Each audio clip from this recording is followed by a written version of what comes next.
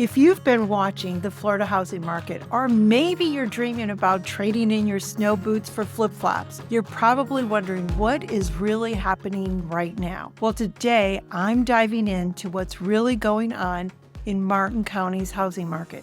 And let me tell you, the tides are shifting in a big way. If you've been sitting on the sidelines waiting for your moment, this just might be it. Now, if we haven't met yet, I am Maria Wells, a real estate broker based right here on Florida's beautiful Treasure Coast. I cover Stuart, Palm City, Jensen Beach, Hutchinson Island, and so many more. I have spent years helping buyers and sellers navigate our unique market, and today I'm here to break it all down for you and with the facts that you really need to know and a little bit of fun along the way. So let's kick things off with the biggest headline. Inventory is up, and it's not just a little bump. In Martin County, the number of active single-family home listings jumped by an incredible 45.4% compared to the same time last year. So now we have about a little over 1,000 homes sitting on the market, and the month's supply of inventory has climbed to 6.2 months, a 47.6% increase year over year.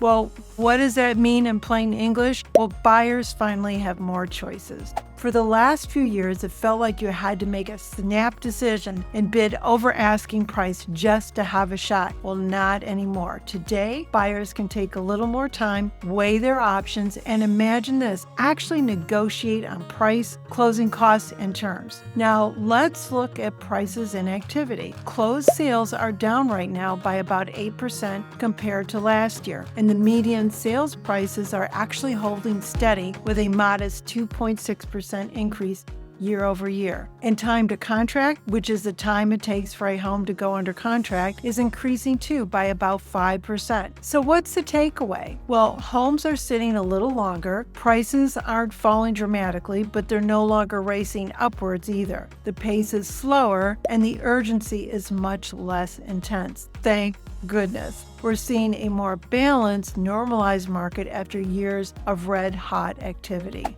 Now, let's shift gears and talk about mortgage rates. Because whether you're buying or you're selling, mortgage rates impact everything. In March, the average 30-year fixed mortgage rate dipped to around, 6.75%. That was just a little break compared to January and February when rates went north of 7%. And it gave the market a small boost, at least for a minute. But here's the truth, that dip did not last long. Rates are creeping back up and hovering around 7% again, and that's causing some buyers to tap the brakes, especially those who need financing. If you're waiting for mortgage rates to magically drop back down to pandemic levels, well, I hate to be the bearer of bad news, but experts say the 6 to 7% range might be our reality for a while. In fact, no one thinks they're ever going to go down to the 3 and 4%.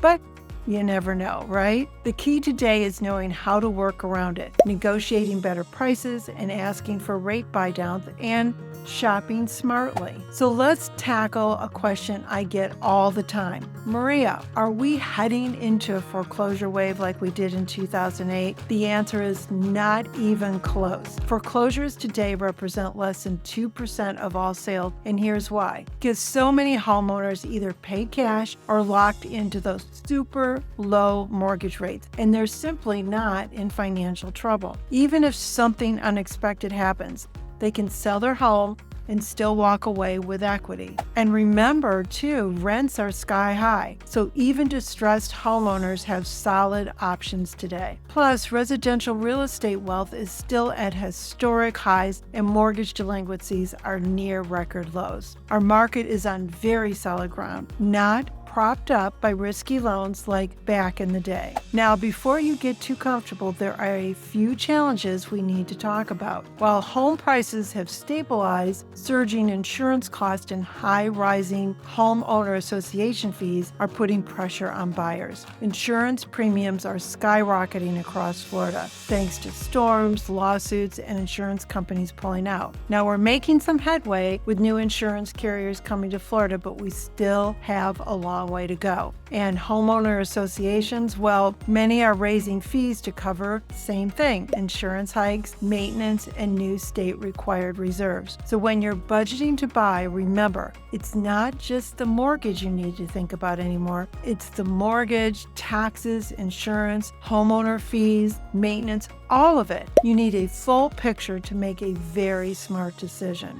And speaking of cash buyers, they are still a major force in our market. In fact, cash sales are up 14.9%, representing 100 out of 173 of our closed sales. That's really a big deal. It shows that even with higher mortgage rates and economic uncertainty, buyers with cash are stepping in and taking advantage of today's opportunities. Cash buyers don't have to worry about loan approvals or fluctuating interest rates, giving them a competitive edge. But the good news is, for traditional buyers, it's that there's more inventory available, so there's room to negotiate and take your time to find some great deals. So where does this leave you? Well, if you're a buyer, you have more power than you've had in years. If you're a seller, you need to price smart, market your home right, and stay competitive. If you have questions about buying, selling, or you're just curious about what your home might be worth today, reach out to me. I'm always happy to help.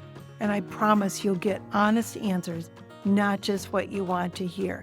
If you found this update helpful, hit that subscribe button, give this video a thumbs up, and tap that little bell so you don't miss out on my next Treasure Coast Market update. Thanks for hanging out with me today. Write your comments below, and remember, in real estate and in life, timing is everything. See you next time.